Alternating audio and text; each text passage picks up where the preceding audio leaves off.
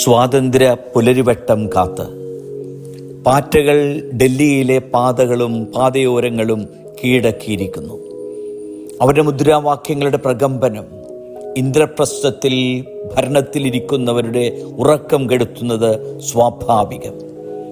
കാരണം യുവതലമുറയുടെ പ്രതീക്ഷകൾ തച്ചുതകർത്തതിൻ്റെ അലമുറയാണ് അവിടെ ഉയരുന്നത്. അത് വിജയിക്കുക തന്നെ വേണം. അപ്രതീക്ഷിതമായ രാജിയുടെ വാർത്ത ആ ശുഭ സൂചനയാണ് നൽകുന്നത്. യുവതലമുറയുടെ സ്വപ്നങ്ങൾ സാക്ഷാത്കരിക്കാൻ അവസരമൊരുക്കുന്നതാണല്ലോ യഥാർത്ഥ സ്വാതന്ത്ര്യം.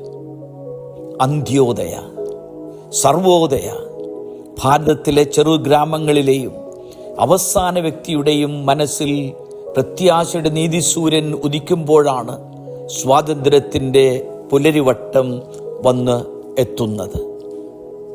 കൗതുകവും അതിശയവും ജനിപ്പിക്കുന്ന ഒരു വാർത്ത വായിക്കാനിടയായി.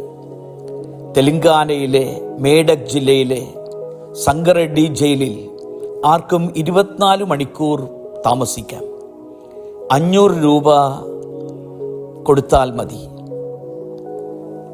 കുറ്റം ചെയ്തതിൻ്റെ ശിക്ഷയായിട്ടല്ല ജയിൽവാസം. യഥാർത്ഥത്തിൽ സ്വാതന്ത്ര്യത്തിൻ്റെ വില മനസ്സിലാക്കാനും അതോടൊപ്പം ജയിൽ ജീവിതത്തിൻ്റെ പരിമിതികളും ഞെരുക്കങ്ങളും നേരിട്ടറിയുവാനുമാണ് ഈ ഒരു ഫീൽ ദ ജയിൽ പരിപാടി. ഹൈദരാബാദിലെ നിസാമിൻ്റെ ഭരണകാലത്ത് അദ്ദേഹത്തിൻ്റെ മന്ത്രി പ്രസിദ്ധനായ സോളാർ ജംഗ് 1796 നിർമ്മിച്ചതാണ് ഈ കെട്ടിടം. ആദ്യം അത് ഒരു കുതിരാലയമായിരുന്നു. ബ്രിട്ടീഷ് ഭരണകാലത്ത് അത് കുറ്റവാളികൾക്കുള്ള തടവറയായി. ഇപ്പോൾ അത് ഒരു ഹെറിറ്റേജ് ജയിലാണ്. മെഡിക്കൽ സർട്ടിഫിക്കറ്റിനോടൊപ്പം നിശ്ചിത ഫോറത്തിൽ അപേക്ഷയും 500 രൂപയും കൊടുത്താൽ താമസിക്കാനുള്ള അനുമതി ലഭിക്കും. നിങ്ങളുടെ വാച്ചും മൊബൈലും വസ്ത്രങ്ങളും മറ്റു വസ്തുക്കളും അധികാരികൾ ഭദ്രമായി പൂട്ടി സൂക്ഷിക്കും.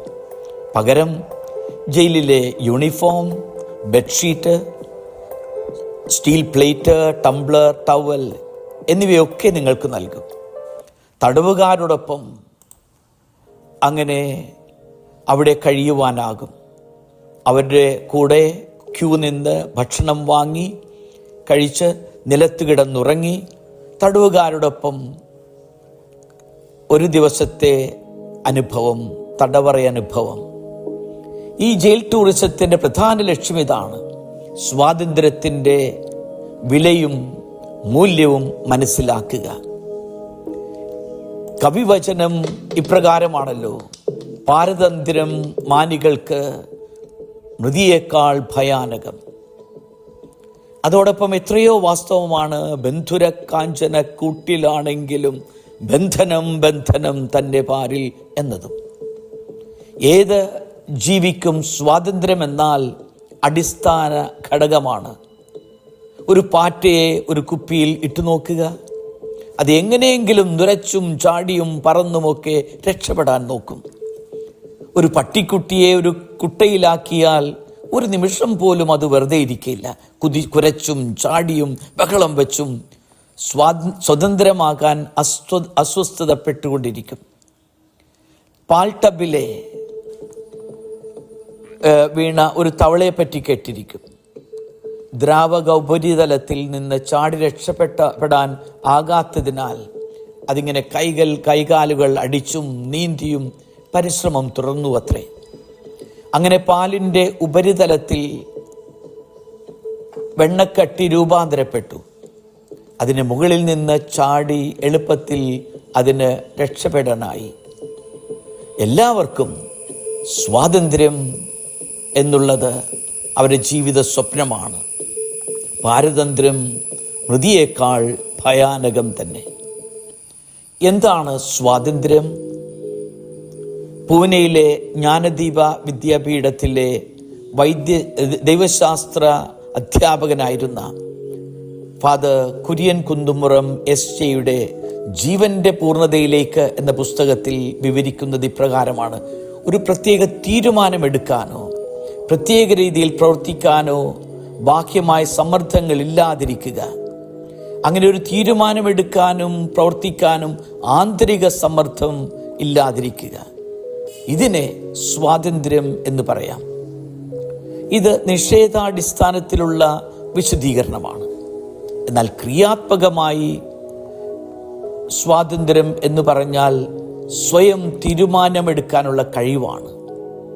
ആന്തരികമോ ബാഹ്യമോ ആയ സമ്മർദ്ദങ്ങൾക്ക് വഴങ്ങാതെ തീരുമാനമെടുക്കാൻ ഒരാൾക്ക് കഴിയുന്നെങ്കിൽ അയാൾ സ്വതന്ത്രനാണെന്ന് പറയാം.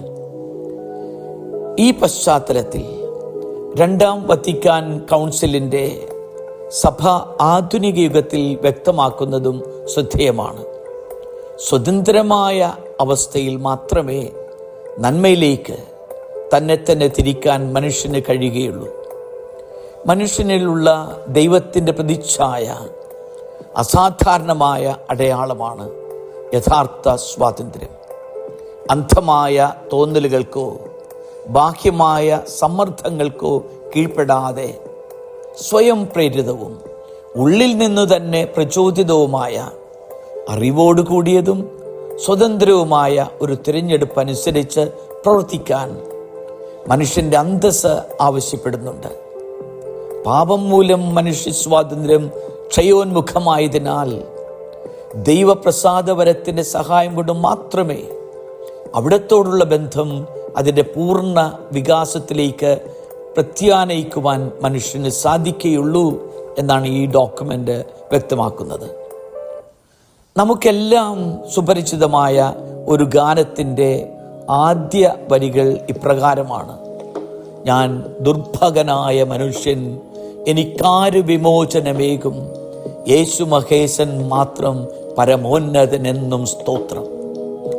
ജീവിതത്തിലെ പല ബന്ധനങ്ങളിലും നിന്നും വിമോചനം അനുഭവിച്ച പൗലോസ് അപ്പോസ്തലന്റെ വാക്കുകൾ തന്നെയാണ് ഈ ഗാനത്തിൻ്റെ വരികളും. ക്രിസ്തുവിൽ അടിസ്ഥാനപ്പെട്ട ഒരു ജീവിതമാണ് ക്രൈസ്തവർക്ക് യഥാർത്ഥ സ്വാതന്ത്ര്യം അനുഭവിക്കാനുള്ള ജീവിതം. ഇരു ചങ്ങലകളാൽ ബന്ധിതനായി കാരാഗൃഹത്തിൽ പാർപ്പിച്ചിരുന്ന പത്രോസ് അതിശയകരമായി പുറത്തു വന്നതിൻ്റെ വിവരണം നടപടി പുസ്തകത്തിൻ്റെ 17-ാം അധ്യായത്തിൽ നാം വായിക്കുന്നുണ്ട്. ആ ക്രിസ്തു ശിഷ്യൻ രക്ഷപ്പെടാതിരിക്കാൻ കാരാഗൃഹവാതിക്കൽ കാവൽക്കാരെ നിർത്തിയിരുന്നു. പക്ഷേ കർത്താവിൻ്റെ ദൂതൻ തട്ടി ഉണർത്തി വിളിച്ചപ്പോൾ കൈകളിൽ നിന്ന് ചങ്ങല താഴെ വീണു. അരമുറുക്കി പാദരക്ഷകൾ അണിഞ്ഞ് മേലങ്കിയും ധരിച്ച് കാരാഗൃഹത്തിൻ്റെ ബന്ധനങ്ങളിൽ നിന്ന് അപ്പോസ്തലൻ പുറത്തു വന്നു. എന്നാൽ ഈ അത്ഭുതം സംഭവിക്കുന്നതിന് എത്രയോ മുൻപ് വിമോചകനായ ക്രിസ്തുവിലേക്ക് പത്രോസ് സ്വയം സമർപ്പിച്ചിരുന്നു. മുന്നറിയിപ്പ് നൽകിയിട്ടും 3 പ്രാവശ്യം ക്രിസ്തുവിനെ ഉപേക്ഷിച്ചുവെങ്കിലും അദ്ദേഹത്തിൻ്റെ ജീവിത നങ്കൂരം ക്രിസ്തുവിലായിരുന്നു. ക്രിസ്തുവിൽ പുതിയ ഒരു ജീവിതം കണ്ടെത്തിയ പൗലോസ് അപ്പോസ്തലൻ കുറിച്ചത് ഇപ്രകാരമാണ്: സ്വാതന്ത്ര്യത്തിലേക്ക് ക്രിസ്തു നമ്മെ മോചിപ്പിച്ചു.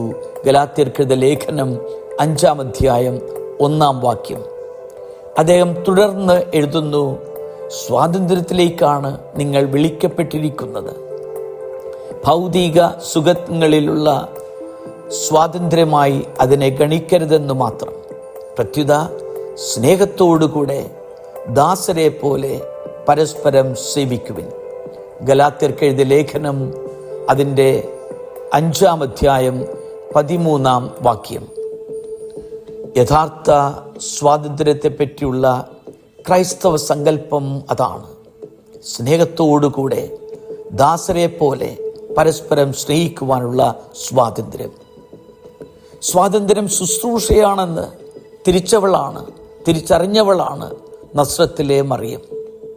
ഉള്ളിൽ അനുഭവിച്ച സ്വാതന്ത്ര്യത്തിൻ്റെ അടയാളമാണ് ഒരു സങ്കോചവുമില്ലാതെ സ്വർഗത്തിൽ നിന്നുള്ള ഗബ്രിയേൽ മാലാഖയോടുള്ള അവരുടെ ചോദ്യം: ഇതെങ്ങനെ സംഭവിക്കും? ലൂക്കായുടെ സുവിശേഷം 1-ാം അധ്യായം 24-ാം വാക്യം 34-ാം വാക്യം. അതിന് ഉത്തരം ലഭിച്ചതോടെയാണ് ഒന്നും അസാധ്യമല്ലാത്ത ദൈവത്തിൻ്റെ മുൻപിൽ സമസ്തവും സമ്പൂർണമായി അവൾ സമർപ്പിച്ചത്.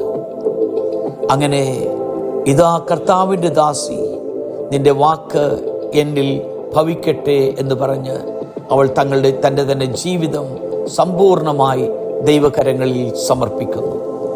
ലൂക്കായുടെ സുവിശേഷം 1:38 ദൈവഹിതത്തിന് സ്വയം സമർപ്പിച്ച മറിയം സ്വാതന്ത്ര്യത്തിന് നല്ല പാഠം നമ്മെ പഠിപ്പിക്കുന്നു.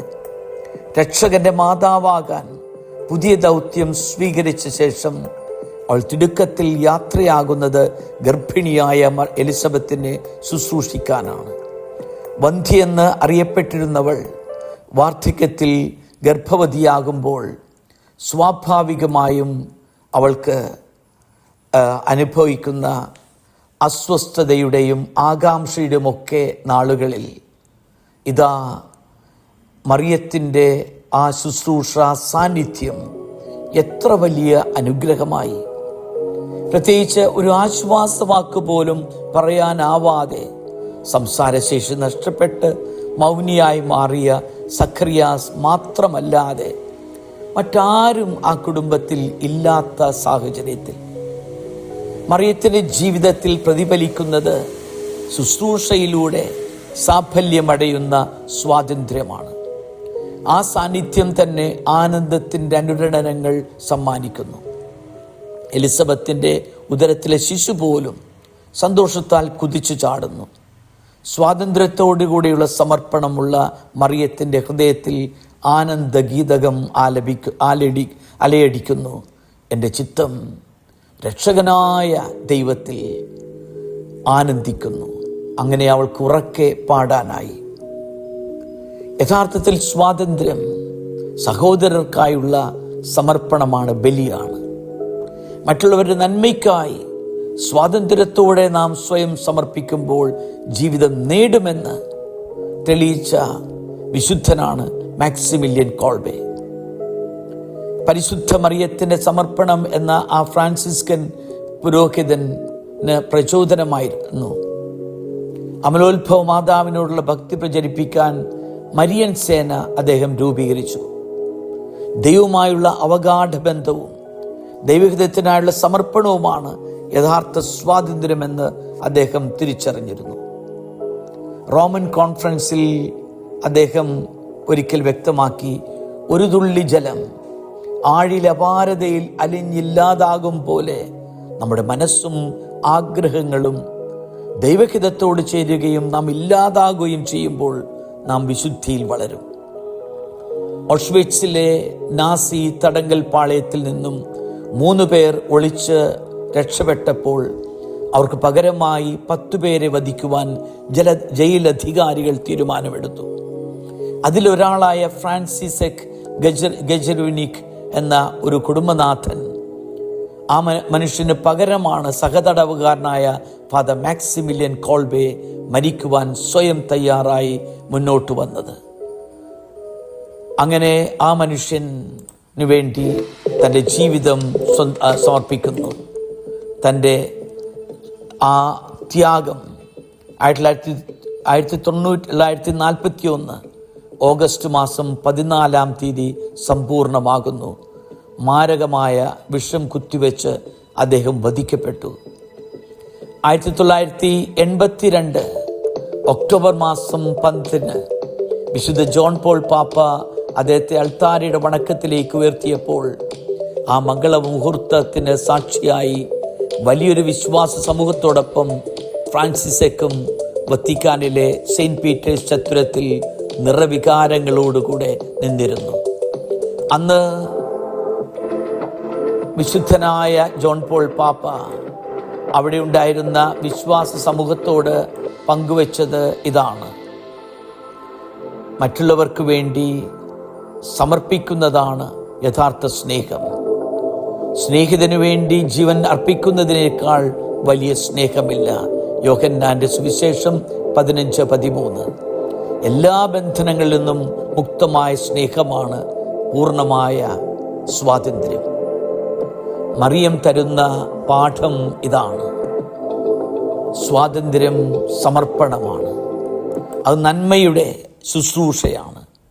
ആശ്വാസം പകരുന്ന സമർപ്പണമാണ് അത് ആകാശത്തേക്ക് കൈകൾ വിരിച്ച് പൂത്തുലഞ്ഞ് ഫലം ചൂടി നിൽക്കുന്നവർക്ക് സ്വന്തമാക്കാൻ ദൈവം തരുന്ന വലിയ ഒരു ദാനമാണ്. ഫിലോസഫറായ ഇമ്മാനുവൽ കാന്റ് പറയുന്നത് ശ്രദ്ധേയമാണ്. മനുഷ്യൻ്റെ സമസ്ത മേഖലകളെയും ഉപകാരപ്രദമായ വിധത്തിൽ വികസിപ്പിക്കുന്നതാണ് സ്വാതന്ത്ര്യം. Freedom is that faculty that enlarges the usefulness of all other faculties of our life. മാനവികതയുടെ പൂർണ്ണതയിലേക്ക് നമ്മെ കൈപിടിച്ചുയർത്തുന്ന ഹൃദയത്തിൻ്റെ സ്വാതന്ത്ര്യം നമ്മിൽ ഉണ്ടാകട്ടെ എന്ന് നമുക്ക് പ്രത്യാശിക്കാം. കരുതലോടുകൂടിയുള്ള ശുശ്രൂഷ സമർപ്പണം യഥാർത്ഥ സ്വാതന്ത്ര്യമായി കണ്ടെത്തിയ ആ ഗ്രാമീണ കന്യക മരപ്പണിക്കാരൻ്റെ ഭാര്യ മറിയം ഈ നല്ല പാഠം നമ്മിൽ ഉണർത്തട്ടെ. പാറ്റകളായി മറ്റുള്ളവരെ കാണുന്നവരുടെയും പാറ്റകളുടെയും ഹൃദയങ്ങളിൽ സ്വാതന്ത്ര്യ പൊൻപുലരി പൂവെട്ടം വിരിയട്ടെ. നന്ദി.